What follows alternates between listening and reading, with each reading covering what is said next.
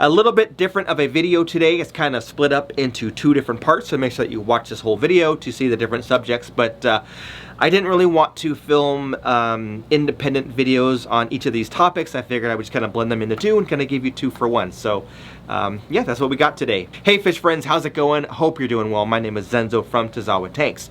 Now the first part of this video is going to be kind of short. I just want to talk about fish food. Now recently I made a video talking about my favorite fish food when it comes to processed fish foods. Now I love live foods and fresh foods and things like that, but we're talking about processed foods, meaning pellets and flakes and crumbles and all kinds of stuff. And I shared with you that my favorite fish food is Xtreme Crave Flakes, and that still is the case, obviously, because I just made that video. But a lot of you had questions about different types of fish, so I wanted to share with you that while I do love the crave flake, not all of my fish eat the crave flake. I did share with you that I don't feed it to my Oscars because of their size, and they get a different type of extreme food. They get the monster pellets. My puffers don't eat it. They eat other stuff, you know, snails and worms and things. But also, a lot of you had asked me about foods for kind of more algae-based fish, or fish that eat more algae-based foods and or vegetarian foods. And while you can feed the crave flake to them from time to time, you do want to choose a food that might be better suited for their dietary needs. So real quickly, I just want to share with you that for those fish, I give them the Xtreme Aquatic Foods Spirulina Crave Flakes. So it's basically the spirulina blue-green algae-based version of the other flake. It has the same properties that I shared in that other video as far as texture and versatility, feeding it to larger fish like mbuna, dwarf mbuna. I can feed it to my my blennies, my top hat blennies, feed it to my guppies, etc. So it is a very quality food. It does have the similar properties as the crave flake that I did share, but for those of you that were asking, this is the food that I do like, and I do recommend it, and I will put a link down below. Now, full disclosure, I am sponsored by Xtreme, meaning that I get free fish food, but I don't get paid to tell you this. And I have had people have commented on my other video and said, you know, you're only saying it because you're sponsored and whatever.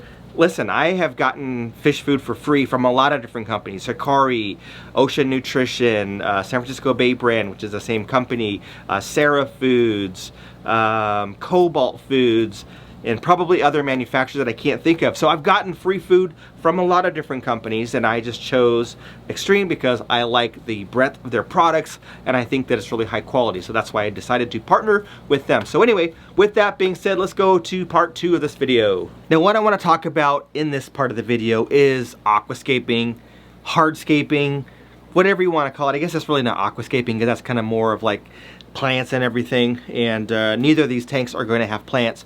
But I have 2 tanks that, one in particular, I just don't like the way it's set up at all. And that's the Oscar tank behind me.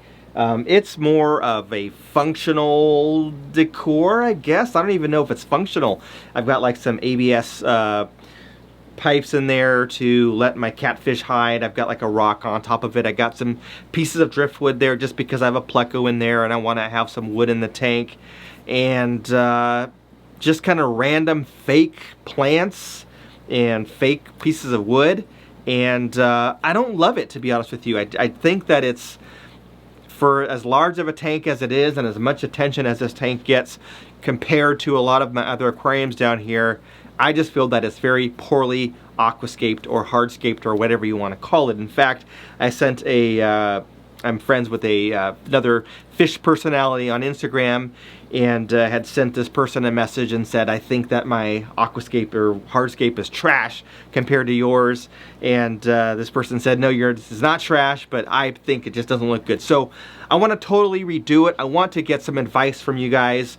For those of you that have big cichlids, you know, Oscars that are 10, 11, 12 inches, etc. What have you done for scaping? There are some limitations because you have to be cognizant of injury, so you don't want to injure the fish. You want to make sure that you have something that's relatively safe, that they can't hurt themselves on if they're moving quickly because there is so much mass there, or if they're being aggressive with one another. That I do have a little bit of that going on. So I do want to get some ideas from you guys. I do have this large piece of driftwood or not driftwood, it's manzanita that you can see right back there behind me.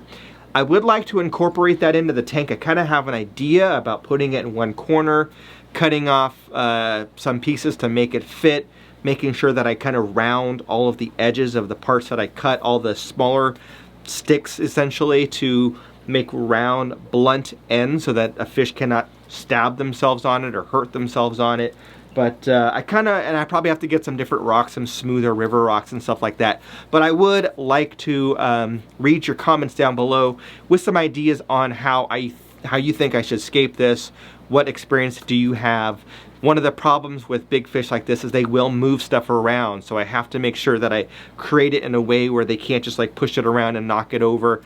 So anyway, that is one of my problems, and every time I come down here, and I love these fish, I just hate looking at this tank. I just feel like it's okay. It just doesn't represent me and this fish room very well. So that's part one.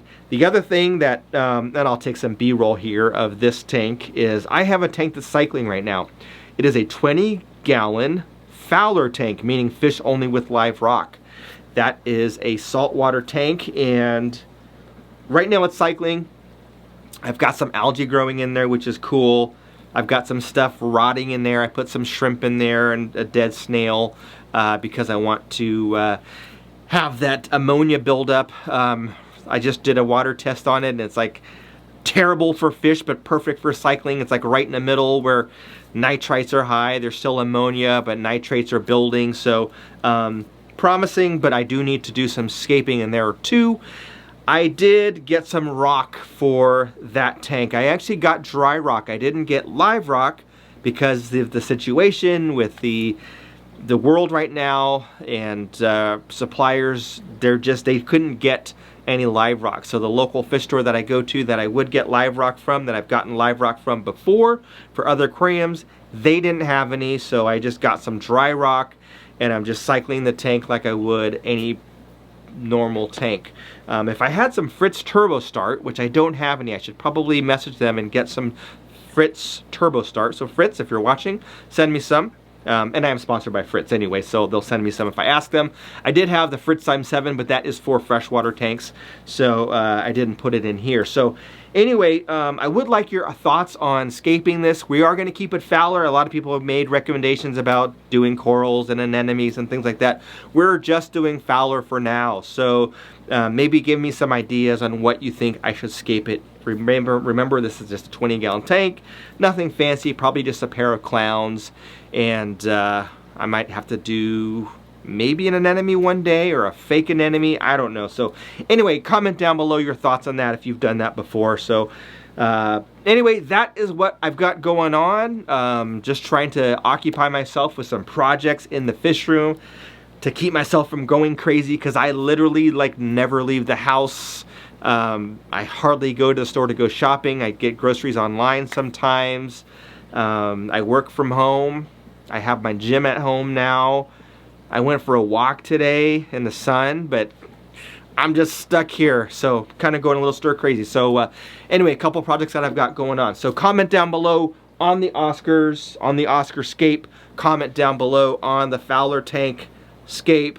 And comment if you tried the Xtreme Spirulina Crave Flake, because I love them. I feed them to my goldfish, I feed them to my mbuna, I feed them to my guppies, I feed them to my sailfin mollies, I feed them to my top hat blennies, my mbuna. Did I say mbuna? If I didn't say mbuna, all my mbuna. My Congo tetras eat it sometimes. And yeah, any other fish that likes a little bit of algae in their diet, little vegetarian-ish food. So anyway, that's all I have for now. Thanks for watching. Don't forget to like this channel, like the video, subscribe to the channel, share the video, all that good stuff. Thanks for watching, and we'll catch you on the next one.